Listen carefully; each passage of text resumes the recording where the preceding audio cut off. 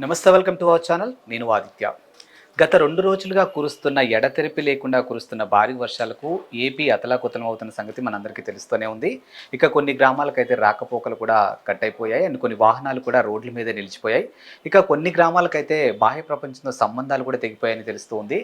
So ఇలాంటి ఒక విపత్తు సమయంలో వైఎస్ఆర్సీపీకి సంబంధించినటువంటి పేటీఎం బ్యాచ్ ఒక ఫేక్ న్యూస్ సోషల్ మీడియా వేదికగా నెట్టింట వైరల్ చేస్తున్నట్టు ఒక అంశం అయితే వినిపిస్తుంది. అది కూడా ఏపీ సీఎం చంద్రబాబు నాయుడు యొక్క ఇల్లు నీట మునిగిందని ఆయన ప్రస్తుతానికి కలెక్టర్ ఆఫీస్లో బస్ చేస్తున్నారంటే ఒక వార్త అయితే వినిపిస్తుంది. మరి ఈ అంశం గురించి మాట్లాడడానికి ప్రస్తుతానికి మనతో పాటు స్టూడియోలో ఉన్నారు ప్రముఖ పొలిటికల్ అనలిస్ట్ కేవీ ప్రసాద్ గారు. సో సార్ని అడిగి మరి విషయాలు తెలుసుకున్నారు. సార్ నమస్కారం. సార్ నమస్తే అండి. గత 2 రోజులుగా కురుస్తున్న వర్షాలకు ఆంధ్రప్రదేశ్ ఎంత అతలాకుతలం అవుతుందో మనం చూస్తూనే ఉన్నాం. ముఖ్యంగా విజయవాడ పరిస్థితి చాలా దారుణంగా ఉంది. ఇలాంటి ఒక విపత్తు సమయంలో కూడా వైఎస్ఆర్సీపీకి సంబంధించినటువంటి కొంతమంది పేటీఎం బ్యాచ్ ఒక ఫేక్ న్యూస్ని స్ప్రెడ్ చేస్తున్నారంటే ఒక వార్త అయితే వినిపిస్తుంది. అది కూడా సాక్షాత్తు ఏపీ సీఎం చంద్రబాబు నాయుడు గారి ఇల్లు నీట మునిగిపోయిందని కంప్లీట్గా ఇప్పుడు ఆయన కలెక్టర్ ఆఫీస్లో బస చేసే పరిస్థితులు ఉన్నాయంటే ఒక వార్త అయితే వినిపిస్తుంది. సో మరి దీన్ని ఏ కోణంలో చూడొచ్చు, అసలు ఇందులో ఎంతవరకు వాస్తవం ఉంది? ఇప్పుడు ఒక విధంగా చెప్పాలంటే ఇది చాలా నీచమైన సంస్కృతి అండి. ఇప్పుడు మనం చూస్తున్నాం గత 5 ఏళ్లుగా కూడా ఏ విధంగా వాళ్ళు ప్రతిపక్ష నాయకుల్ని, వాళ్ళ కుటుంబ సభ్యుల్ని, వాళ్ళ ఇంట్లో ఉన్న ఆడవాళ్ళని ఏ విధంగా మానహారణం చేశారు, ఏ విధంగా వాళ్ళు ఇబ్బందులు పెట్టారు, ఎన్నెన్ని పుకార్లు పుట్టించారు చూసాం కూడా. ఈవెన్ మొన్నగాక నిన్న ఆ యొక్క డాక్టర్ కమ్ యాక్టర్ డాక్టర్ జత్వానీని కూడా వాళ్ళు ఏ విధంగా వాళ్ళు ఆవిడేదో మాయా లేడని ఎంతోమందిని బ్లాక్మెయిల్ చేస్తుందని చెప్పి ఎంతో చోట ఆవిడ మీద ఏదో కంప్లైంట్స్ ఉన్నాయని కూడా. సో వీళ్ళకి ఏంటంటే ఒక విధంగా చెప్పాలంటే నీతి జాతి లేని మనుషులు వీళ్ళు. కేవలం ఈ పేటీఎం కుక్కలు వాడిచ్చే ఏదో చెబుతారు 5-10 కోసం ఆశపడి ఈ విధమైనవి చేయడం అనేది పద్ధతి కాదు. ఇప్పుడు రాష్ట్రం అక్కడ అతలాకుతలం అయిపోతుంది, విపరీతమైన వర్షాలు. ఇప్పుడు ఇది నేచర్, ఇది మన చేతిలో లేదు. ఒకటి వర్షాలు పడకపోతేనేమో బాబు గారు వచ్చాడు ఐరన్ లెగ్ అంటారు వీళ్ళు, వర్షాలు పడితేనేమో ఏదో నాశనం అయిపోతుంది అంటారు, అది మునిగిపోతుంది అంటారు. ఆయన అంత వయసులో 74,000 74 నుంచి 75,000 వయసులో ఆయన యంత్రాంగం ఉంది, మిగతా సహచర మంత్రివర్గం ఉంది, ఎంప్లాయీస్ ఉన్నారు. వీళ్ళందరినీ కూడా ఆయన ఆజ్ఞాపించి హ్యాపీగా ఇంట్లో ఆయన రెస్ట్ తీసుకోవచ్చు, దప్పటికప్పుని పడుకోవచ్చు. అయినా కూడా ఆ బాధ్యత చూడండి, ఆ వ్యక్తిత్వం చూడండి, ఆయన క్యారెక్టర్ చూడండి. ఆయన ఆ చలిలో కూడా ఇప్పుడు నేను చూడండి ఎంత దళసరి చొక్కా వేసుకున్నాను నేను. ఇది నాకు చలి అనిపించింది, దళసరి చొక్కా వేసుకున్నాను. అటువంటిది ఆయన కేవలం ఒక రెయిన్ కోట్ లేదు, లేకపోతే ఒక దళసరి చొక్కా లేదు. ఆయన చిన్న పిల్లోళ్ళగా అలా తిరుగుతూ రాత్రి అంతా కూడా తిరుగుతూ సహాయం చేస్తుంటే, ఆయనకు కావాలని చెప్పి కలెక్టరేట్లో ఉండి అక్కడి నుంచి అన్నీ మానిటర్ చేస్తూ ఉంటే, అలాగే కమాండ్ రూమ్లోనేమో లోకేష్ బాబు కూర్చుని ఆయన అక్కడి నుంచి పర్యవేక్షిస్తుంటే, వీళ్ళు కావాలని చెప్పి అదేదో మునిగిపోయిందని లేకపోతే మునిగిపోతుందని దానివల్లనే సేఫ్టీ కోసం ముందుగానే జాగ్రత్త కోసం కలెక్టరేట్కి వచ్చి మకాం మార్చాడు, అక్కడ కాపురం పెట్టాడని చెప్పడం ఇది అత్యంత నీచం. ఇది నీచం. యాక్చువల్గా బాబు గారిని విమర్శించేవాడు ఎవడు కూడా కడుపుకు అన్నం తినేవాడు ఎవడు విమర్శించాడు. ఎందుకంటే ఆయన చేసే పనులు కానీ, ఆయన వ్యవహరించే వ్యవహార శైలి కానీ, ఆయన మాట తీరు కానీ అసలు ఎవ్వరు కూడా అసలు విమర్శించడానికి సాహసించారు. ఎందుకంటే కడుపుకు అన్నం తినేవాడు ఎవడు కూడా విమర్శించాడు. కేవలం ఈ అసిద్ధం తిని బ్యాచ్ ఈ పేటీఎం కుక్కలు మాత్రమే ఈ విధంగా ప్రవర్తించడం అనేది చాలా నీచం. ఇప్పుడు రెండవది మీరు చూసే ఉంటారు, ఆ పోతిన మహేష్ అని ఒక అతను ఉంటాడు. అతను చౌదరి గారి యొక్క క్యారెక్టరు, కాలిబరు, ఆయన కెపాసిటీ, ఆయన యొక్క ఇది అన్నీ తెలిసి కూడా ఆయన ఏ రోజుని కూడా 12 ఏళ్ళు రాజ్యసభ సభ్యుడిగా ఉన్నాడు. అన్ని రాజకీయ పార్టీలతోటి ఆయనకు మంచి సత్సంబంధాలు ఉన్నాయి. ఆయన అజాతశత్రువు అని పిలుస్తారు. అటువంటి వ్యక్తి కూడా ఆయన ట్రస్ట్ ద్వారా ఎన్నో చేస్తూ ఉన్నాడు, ఇప్పుడు కూడా చేస్తూ ఉంటుంటే ఆయన గురించి అవాకు చవాకులు మాట్లాడటం, ఏదో దుర్గగుడి నుంచి తీసుకొచ్చిన ప్రసాదాలు పంచుతూ కూడా బిల్డప్ ఇవ్వడం అనేది వాళ్ళ యొక్క నీచ సంస్కృతికి ఇది ఒక తార్కాణంగా చెప్పుకోవాలి. ఇటు బాబు గారినైనా, లోకేష్ బాబునైనా, ఇటు పవన్ కళ్యాణ్ గారినైనా, ఇటు సుజనా చౌదరి గారినైనా ఈ విధంగా మాట్లాడడం అనేది ఇప్పుడు మీరు చూసుంటారు. లాస్ట్ టైము అన్నమయ్యది బ్యారేజ్ కొట్టుకుపోయినప్పుడు తాడేపల్లి కొంపలో కూర్చొని చక్కగా పబ్జీ ఆడుకుంటూ కూర్చున్నాడు. అటువంటిది ఉద్దు తుఫాను కానీ లేకపోతే ఎటువంటి సంఘటన జరిగినా అది ప్రతిపక్షమైనా లేకపోతే పాలకపక్షంలో ఉన్నా కూడా బాబు గారు ఏ విధంగా ప్రజలతో మమేకమవుతారు, ఏ విధంగా వారి కష్టసుఖాల్లో పాలు పంచుకుంటారు అన్నది మనం ఈ రోజు కాదు ఆ రోజు నుంచి చూస్తున్నాం. సో ఈ రోజు కూడా చూస్తున్నాం మనం. సో కనీసం వీళ్ళు అంటే ఈజియెస్ట్ థింగ్ ఇదే కదా. సో చక్కగా ఇళ్లలో కూర్చుని హ్యాపీగా దుప్పట్లు కప్పుకుని చక్కగా ఆ జగన్మోహన్ రెడ్డి యొక్క పిచ్చి మందంతా తాగి పిచ్చి పిచ్చి ఆలోచనతోటి వికృతమైన ఆలోచనతోటి ఇటువంటి యొక్క పేటీఎం బ్యాచ్ ఇటువంటి యొక్క న్యూస్ స్ప్రెడ్ చేయడం అనేది ఇది ముమ్మాటికి ఖండించవలసిన విషయమే ఇది. సో రెండోది ఏంటంటే ఇప్పుడు ఆ పోతుల మహేష్ కూడా, సో మీరు చూసుంటారు ఎక్కడ కూడా సుజనా చౌదరి గారు అనే వ్యక్తి ప్రభుత్వంతో ఎప్పుడు వ్యాపారాలు చేయలేదు. ఏ రోజుకి ఈ రోజు కాదు ఆ రోజు కూడా చేయలేదు. ఆయనకి ఇన్ఫ్లుయెన్స్ ఉండి కూడా చేయలేదు. ఆయన అలాగే ప్రభుత్వం నుంచి ఒక రాయల్టీ తీసుకోలేదు. ఆయన ఇండస్ట్రీస్ ఏంటో ఆయన బిజినెస్ ఏంటో కానీ ఆయన ఎంత దాత అన్నది అందరికీ తెలిసిన విషయం.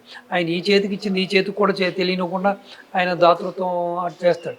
అటువంటి వ్యక్తిని కూడా వీళ్ళు ఆ విధంగా అవాకు చవాకులు అంటే కేవలం వీళ్ళు ఏంటంటే విమర్శలతోటి కాలక్షేపం చేసేస్తున్నారు. సో మొన్న లాస్ట్ టైం ఏమో అవెంజర్ సినిమాకి వెళ్ళిపోయాడు ఆయన, ఈసారేమో లండన్ వెళ్ళిపోతున్నాడు. సో కేవలం ప్రజల గురించి కానీ ప్రజల యొక్క బాగోగుల గురించి పట్టించుకునే నాదులు లేడు.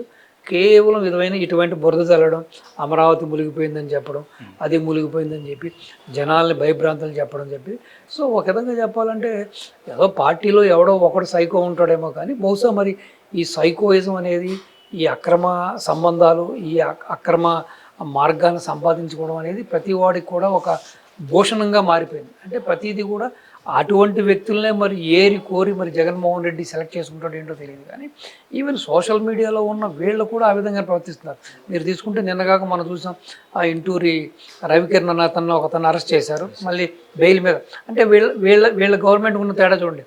మర్యాదగా పిలిచారు, ఎక్స్ప్లెనేషన్ ఇచ్చారు, ఇలా తప్పు అని చెప్పి ఖండించారు, బెయిల్ ఇచ్చి పంపించారు. అదే టీడీపీ టైంలో న్యాయంగా వీళ్ళు చేస్తున్న తప్పుల్ని ఎత్తి చూపించిన వాళ్ళని కూడా ఏ విధంగా హింసించారు, మానసికంగా హింసించారు, దొంగ కేసులు పెట్టారు. ఈవెన్ వాళ్ళకి ఏ విధంగా వాళ్ళని మ్యాన్ హ్యాండ్లింగ్ చేశారో కూడా మనం చూసాం. సో వీళ్ళందరూ కూడా ఏంటంటే అసలు ఎందుకు బతుకుతున్నారో ఎవరి కోసం బతుకుతున్నారో అన్నది అర్థం పర్థం లేని బతుకులు, నీచమైన నికృష్టమైన బతుకులు. సో ఇప్పుడు మొత్తం ఈ బ్యాచ్ అంతా ఏ విధంగా అయిపోయిందంటే గడ్డి వాము కాడ కుక్కలా తయారయ్యారు. ఇప్పుడు మీరు ఒక ఆవును కట్టేసి అక్కడ దానికి ఒక మేత గడ్డి వేస్తే ఆ కుక్క వచ్చి దాని మీద పడుకుంటుంది. ఆ కుక్క ఇది తినదు, ఆ ఆవును తినదు. సో అదే పరిస్థితుల్లో వాళ్ళు బాబు గారు ఆ వయసులో కూడా అంత కష్టపడి ఆ విధంగా ఆయన కష్టపడి ఆ విధంగా వాననక ఎండనక ఆ విధంగా తిరుగుతుంటుంటే కూడా సో ప్రజలకి ఎక్కడ కూడా భయభ్రాంతులు అవ్వకూడదు, ప్రజలకు ఎక్కడ కూడా కష్టాలు రాకూడదు అని చెప్పి ఆయన ఆ వయసులో కూడా ఆ చలికి కానీ లేకపోతే వర్షానికి కానీ వెనకడుగు వేయకుండా ఆయన స్వయంగా ఒక ముఖ్యమంత్రి అయ్యి ఉండి కూడా ఆ విధంగా చేస్తుంటే కనీసం వీళ్ళు ఒక మాట సహాయం చేయకపోగా, ఒక చేత సహాయం చేయకపోగా ఎదురు ఈ బుర్ర జల్లే ఈ యొక్క సంస్కృతిని, ఈ నీచ సంస్కృతిని సో ప్రజలందరూ కూడా ముక్తఖండంతో ఖండించాలి. సో అసలు ఇటువంటి పార్టీని ఇంకా భవిష్యత్తులో కూడా ప్రజలు క్షమించకూడదు. అసలు ఇటువంటి పార్టీ ఇప్పుడు జగన్మోహన్ రెడ్డి అయినా, జగన్మోహన్ రెడ్డి మనుషులైనా, జగన్మోహన్ రెడ్డి యొక్క ఎంపీలైనా, ఎమ్మెల్యేలైనా వాళ్ళ నాయకులందరిది ఒకటే పాలసీ, దంచుకోవడం, దోచుకోవడం, దాచుకోవడమే తప్పించి ఏమీ లేదు. ప్లస్ ఇటువంటి అభూత కల్పనతో ప్రజల్ని భయభ్రాంతులను చెప్పడం, అక్కడ మంచి జరుగుతున్నా సరే దాన్ని భూతిగా చూపించడం. సో వీళ్ళకి ఇంకా నరనరాల్లో జీర్ణించిపోయింది. అంటే వీళ్ళకి అసలు ఒక పాజిటివ్ మోడ్ అనేది వీళ్ళకి లేదు. మొత్తం నెగిటివ్ క్యారెక్టర్సు, అంతా కూడా నీచమైన క్యారెక్టర్సు, అంత వికృష్టమైన క్యారెక్టర్లే. కాబట్టి ఈ నీచ నికృష్టుల్ని అసలు నన్ను అడిగితే వీళ్ళందరినీ కూడా అసలు దేశ బహిష్కరణ చేయాలి, రాష్ట్ర బహిష్కరణ కూడా కాదు, దేశ బహిష్కరణ చేయాలి. అప్పుడు కానీ ఆంధ్రప్రదేశ్కి పట్టిన ఈ దరిద్రం, ఈ శని, ఈ పీడ విరడవదు.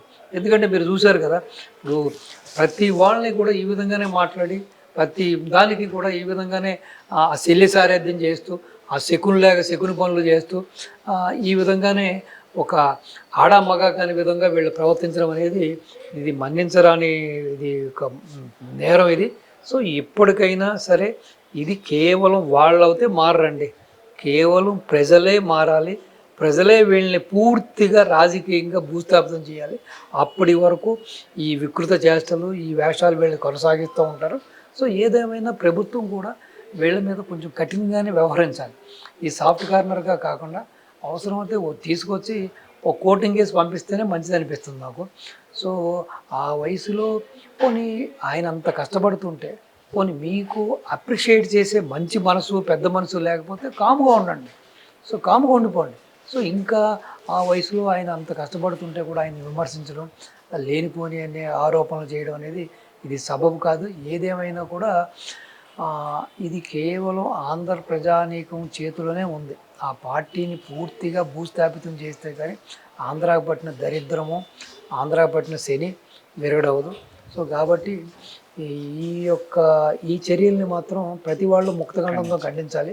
ఇప్పుడు కేవలం ఒకే ప్రతిపక్ష నాయకులుగా కూడా వాళ్ళకు ఒక ప్రధాన పాత్ర ఉంది. ప్రతిపక్ష హోదా లేదనుకోండి, కానీ అట్లీస్ట్ పవర్లో లేకపోయినా కూడా ఇటువంటి ఆపద వచ్చినప్పుడు లేకపోతే ఇటువంటి యొక్క కష్టాలు వచ్చినప్పుడు కూడా వీళ్ళు దాన్ని ఏ విధంగా వీళ్ళు కూడా చేయూతనివ్వాలి ప్రజలకి, ఏ విధంగా అయితే పాలకపక్షానికి కలిసి పనిచేయాలని కనీసం ఇంగితం లేకుండా ఈ విధంగా బురద జల్లడం, ఈ విధంగా మాట్లాడడం అనేది ఇది క్షమించరాని నేరం. సో కాబట్టి ఇప్పటికైనా ఆంధ్ర ప్రజలు పూర్తిగా మారి ఇటువంటి పార్టీలకి పూర్తిగా రాజకీయంగా భూస్థాపితం చేస్తారని ఆశిద్దాం సార్.